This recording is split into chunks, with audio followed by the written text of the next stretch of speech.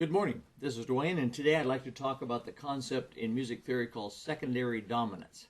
Secondary dominance. You know what a dominant is. It's the 5 chord in any given key. In other words, if we're in the key of F, C or C7 is the dominant 7th chord. Why? Because it leads back to the tonic chord. Remember, the 1 chord is always called the tonic chord. If we're in the key of C, C's tonic. If we're in the key of D, D's tonic, and so on. Okay, so the 5 chord, whatever it is called the dominant chord, or the dominant 7th chord, and it leads back to the tonic chord. Nothing sounds more normal than that, does it? Okay, but there's another use for 7th chords in music theory, called secondary dominance. They're dominants, but they don't lead home to the, to tonic. They lead elsewhere. Okay, listen to this.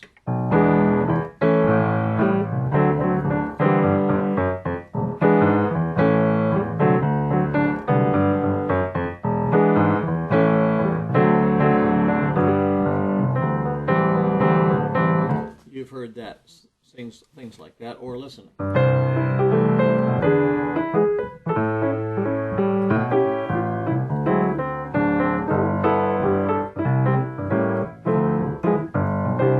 Okay, there's a lot of secondary dominance there too.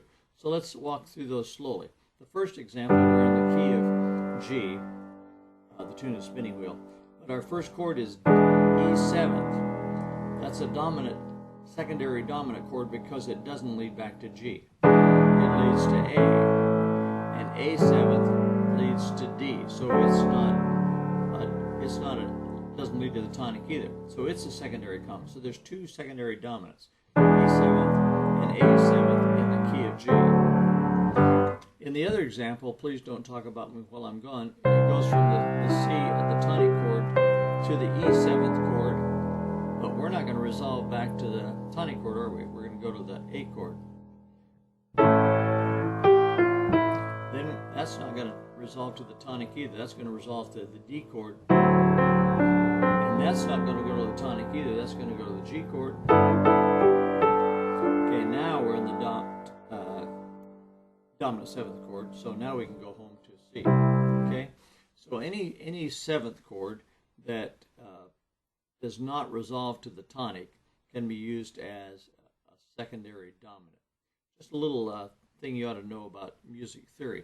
Now, purists will argue with me about whether they have to be 7ths, and I understand that. Okay, but I'm not interested in arguing with purists anyway. I'm trying to help the average person understand a little more about music. So, if you like this sort of thing and you want to learn as much music theory as you can, because the more your understanding of music theory, the more you understand music and therefore can deal with what you're playing in an intelligent way, the better. So come on over to Play Piano and sign up for a free newsletter on chords and chord progressions and lots more. And you'll get a lot of videos like this and instructional material from time to time. And so come on over and sign up for that at playpiano.com, and we'll see you there. And stay tuned tomorrow we'll have another YouTube video of some sort dealing with some area of piano playing or music theory. So hope to see you there. Bye-bye for now.